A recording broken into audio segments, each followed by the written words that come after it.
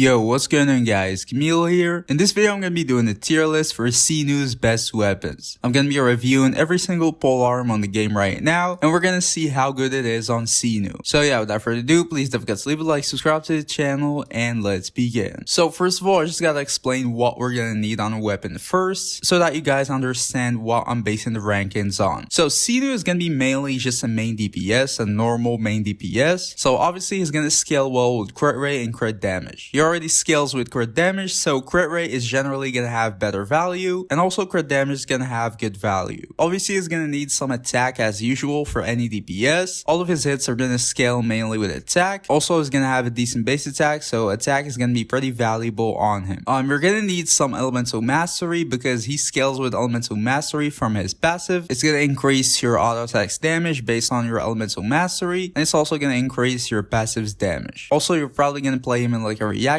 team like Aggravate or Electro Charged or whatever, so elemental mastery is going to be pretty valuable. And finally, the last thing is that some energy recharge. This is not really a requirement on a weapon because you probably just want to get a couple of substats and you're going to be good. You're going to play him with like a battery anyways, so it's not really a requirement, but it's going to be cool if there is some energy recharge on a weapon. So yeah, these are the things we're going to need from a weapon for Cyno, and yeah, let's start ranking the polearms. Alright, so first of all, starting off with the white tassel. It's going to give you kind of a low base attack, but it's going to give you crit rate as a substat, and also the passive is very good. It's going to increase your normal attack's damage by 48% at refinements 5. And that's very good because Cyno's main source of damage is going to be his normal attacks. So yeah, the white tassel is definitely going to be a very good weapon. I would put it at A tier. I honestly think it's a very good weapon, especially for a 3-star free-to-play weapon. It's definitely going to outperform a lot of 4-star weapons. The only downside is like the kind of low base attack, but it definitely makes up for it from the passive. So yeah, the white tassel is definitely a good weapon on Cyno. I would think it's probably the best free-to-play weapon. We've got the halberd. It's going to give you attack, and the passive is just kind of whatever. It's going to give you like 1 extra hit every 10 seconds. The base attack is a little bit higher than the white tassel, but I would not say it's a pretty good weapon at all. It's not really bad, but if you're like going for a 3-star weapon, I would definitely recommend just going for the white tassel. So yeah, I would say it's going C tier.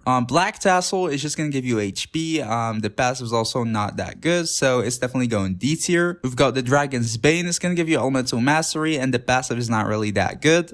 For the elemental mastery, it's a usable weapon, but it's definitely not good. I would say it's C tier too. The prototype star glitter is going to give you energy recharge, and it's also going to increase your normal attack's damage. I would say it's a pretty decent weapon, especially with refinements. You're going to gain some energy recharge even though you don't need that much, and it's also going to increase your normal attack's damage after using your elemental skill, which is pretty good. You're going to be using your elemental skills consistently, so you're going to have the full stacks easily. So yeah, it's a cool weapon. I would put it at B tier. It's just an average weapon for Cyno. We've got the crescent pike. It's not really that good at all. Physical damage is a substat, which is not usable, and then the passive is not like that good too. So yeah, I would say it's going D tier. We've got the blacklift pole. It's going to give you crit damage as a substat, and then the passive is that after you defeat an enemy, it's going to increase your attack. Obviously, it's going to have the problem with the passive. It's not going to be active most of the time. If you're facing like only one big enemy, you're not going to be able to activate the passive. Also, the crit damage substat, even though it's still pretty good, it's not bad at all. But as I said before, he already scales with crit damage. So as I said before, a crit rate substat is probably going to be better. Crit damage is still pretty good, but it's less valuable. So yeah, I would say this weapon is going B tier. You know, it's not really bad, but it's there. We've got the deathmatch, a crit rate substat, which is very good, as I explained before. And the passive is just that it's basically just going to increase your attack and defense. Defense is not really that important, but it's going to increase your attack, which is pretty good. It's a very good weapon on Cyno. I would put it at A tier. It has a lot of things you're going to need. We've got the lithic spear. It's going to give you attack as a substat, which is pretty decent. And then for the passive is that for every character you have from leeway, it's going to increase your attack with 1 stack, and also your crit rate. Well, it really depends on how many stacks you're going to have. If you have like 1 stack, then it's going to be C tier. If you have like 4 stacks, then it's going to be A tier. But judging that Cyno himself is not from leeway, and looking at his team compositions, generally you're not going to have like that many leeway characters, probably 1 or 2 maximum. I would put this weapon in the middle. I would say it's B tier. You know, it's generally not a bad weapon, but it's not really that good either, especially because it's going to limit your teams a lot. And as I said, if you don't have any characters from leeway, or like you have only 1, it's going to be C tier. It's not going to be that good. We've got the Favonius lanes. Basically all it gives gives you is energy recharge. We don't really need that much energy recharge. You're just gonna need a little bit, maybe like 120, 130, 40, and that's it. You're not gonna need like that much energy recharge. So yeah, I'll put it at D tier. We've got the Royal Spear. Basically just attack as a substat, and then it's gonna give you like the bullshit passive. It's not really that good. I will put it as C tier. We've got the Dragon Spine Spear, physical damage as a substat, and then another bullshit passive. It's going straight to D tier. You cannot really use anything on that weapon. We've got the Kitten Cross Spear. It's gonna give you a good base attack and also some elemental mastery, and then the passive is gonna give you elemental skill damage bonus, and also it's gonna increase your energy after using your elemental skill. It's gonna help you out with energy, which is pretty good. It's gonna increase your elemental skills damage bonus, and you're gonna be using your elemental skill like multiple times, so that's pretty good too. And it's gonna give you some elemental mastery, which is good too. I wouldn't really say it's that special generally because it's not gonna increase, you know, anything by much, but it's a decent weapon. I would put it at B tier. We've got the Catch. It's gonna give you energy recharge as a substat, and it's also gonna increase your elemental burst damage and crit rate. This weapon works on Raiden pretty well, but it's not really gonna work on Cyno because his auto attacks inside of his elemental bursts are gonna count as like normal attacks damage. They're not gonna count as like elemental burst damage, so the passive is basically just useless. So that makes this weapon pretty bad. I would put it at D tier. We've got the Wave Breaker Spin, a high base attack, which is pretty good. It's also gonna give you an attack substat, which is pretty decent too. And then the passive is also basically just gonna increase your elemental burst damage. That means it's like a completely useless passive. You're not really gonna be dealing any damage from your elemental burst. It's like Zhao's elemental burst. Everything's gonna be counted as like auto attacks damage. So yeah, the passive is just completely useless. A good base attack and attack substat, it's not bad, but it's not really good either. I would put it as C tier. We've got the Moon Piercer. It's gonna give you elemental mastery and a good base attack, and then the passive is gonna increase your attack. I wouldn't really say it's a bad weapon. It's not really that good either. I would say it's an average weapon. It's gonna give you some elemental mastery, which is pretty good. And it's also gonna increase your attack if you pick up the leaf. I would put it as just like an average B tier. We've got the new weapons gonna be coming out at 3.1, I believe, or 3.2, I'm not really sure, but it's the Missive Wind Spear. Basically, it's just gonna give you attack as a substat, and then the passive is just gonna increase your attack and your elemental mastery. It's a very good weapon too.